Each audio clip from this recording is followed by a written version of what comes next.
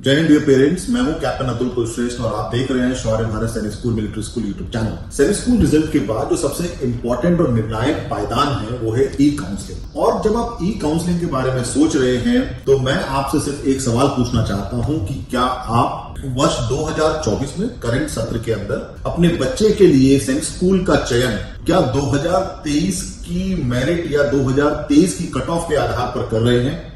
और यदि आपका जवाब है हाँ, तो आप बहुत बड़ी गलती कर रहे हैं। मैं आपसे यही कहूंगा कि भूल कर भी ये गलती ना करें, क्योंकि 2023 की जो कट ऑफ थी वो 2023 के लिए तो रिलेवेंट थी, लेकिन 2024 में वो बिल्कुल भी रिलेवेंट नहीं है। और हम उसको यदि आधार मानकर, उसको बेस मानकर यदि हम सैनिक स्कूल का चयन करने की पूरी प्रक्रिया में अपना दिमाग लगाते हैं और स्कूल का चयन करते हैं तो आप गलत कर रहे हैं। मैं इसको साबित करूंगा और इसको मैं बताऊंगा कि इंपॉर्टेंट क्या है। हम सबको पता है कि 2023 में जो टॉप रैंकर था उसके जो अंक थे वो 292 थे, 292 थे।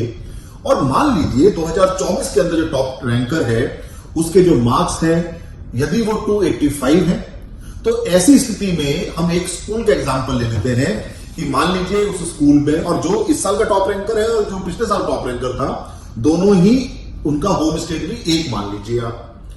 अब उस होम स्टेट के जो सैनिक स्कूल है उसमें केवल एक वैकेंसी, और पिछले साल टॉपर ने वो स्कूल भरा, 292 पे वो स्कूल मिला, और इस साल यदि 285 वाला बच्चा उस स्कूल के बारे में सोचता है पिछले कट ऑफ के आधार पे, तो वहां पर वो पाएगा कि उसको स्कूल नहीं मिल रहा। लेकिन ऐसा नहीं है, उसको तो वो स्कूल मिलेगा क्योंकि वो टॉपर है। टॉपर के लिए ये बात बिल्कुल प्रासंगिक है, लेकिन वहां पर पता करना और मूल्यांकन करना आसान है। लेकिन जैसे जैसे मेरिट के अंदर आप नीचे जाएंगे आपको दुविधा हो जाएगी इस साल के नंबर को जब आप कंपेयर करेंगे पिछले साल के अंकों के आधार पे, और उसके हिसाब से जो कट ऑफ रही है स्कूलों की वो बिल्कुल अलग आपको रूपरेखा देगी। तो यहां पर इंपॉर्टेंट हो जाता है रैंक, कि आपकी रैंक क्या है।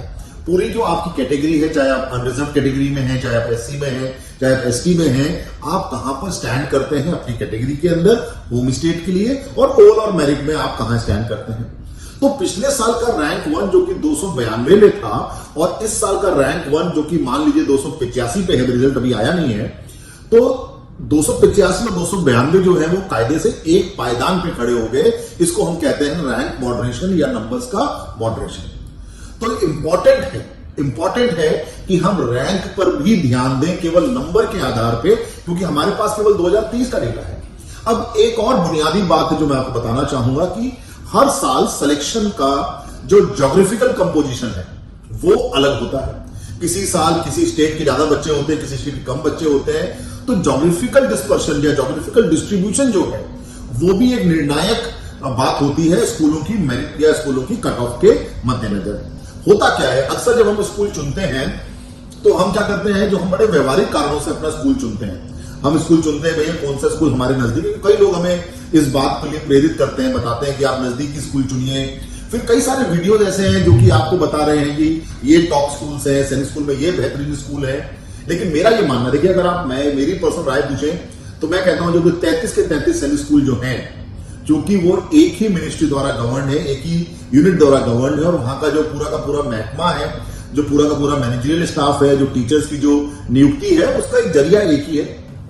तो अब कुछ स्कूलों से एनडीए में ज्यादा सिलेक्शन हुए, कुछ स्कूलों से कम हुए, लेकिन ये एक ऐसा नहीं रहता, हर साल बदलता रहता है। इसका मतलब स्कूल से ज्यादा विद्यार्थी जिम्मेवार है किसी भी सिलेक्शन के बारे में बताने के लिए। As simple as that. तो हम लोग व्यवहारिक कारण चुन लेते हैं कि भैया हमारे ये नजदीक है, फलाने स्कूल से ज्यादा सिलेक्शन हुए हैं, और इसके मद्देनजर जो स्टेट वाइज जो डिस्ट्रीब्यूशन है सिलेक्शन का, वो स्कूलों की कट ऑफ पे फर्क डालता है।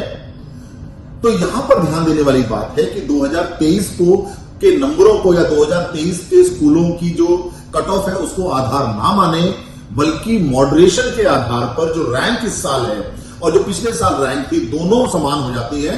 रैंक को आधार मानकर अपने स्कूल का चयन करें। यहां पर मैं आपको कहना चाहूंगा कि जो शौर्य भारत का सारथी ई काउंसलिंग सॉफ्टवेयर है, वो कई सारी कैलकुलेशन करके, बैकएंड में बहुत सारी कैलकुलेशन करके, नंबर्स के हिसाब से, आपकी रैंक के हिसाब से, आपकी कैटेगरी की रैंक के हिसाब से, जो ज्योग्राफिकल डिस्ट्रीब्यूशन है सिलेक्शन का इश्यूअर्स, उसके हिसाब से, जिसको हम परम्यूटेशन कॉम्बिनेशन बोलते हैं, एक प्रोबेबिलिटी निकाल के देता है आपको एक क्लिक के ऊपर तमाम कैलकुलेशन के साथ में एक सटीक लिस्ट मिलती है कि आप कौन से 9 स्कूल भरें जिससे कि आपको स्कूल मिलने की संभावना 100% हो जाए। तो मैं यही कहूंगा कि सारथी को अपनाएं और अपने स्कूल के चयन को सुनिश्चित करें।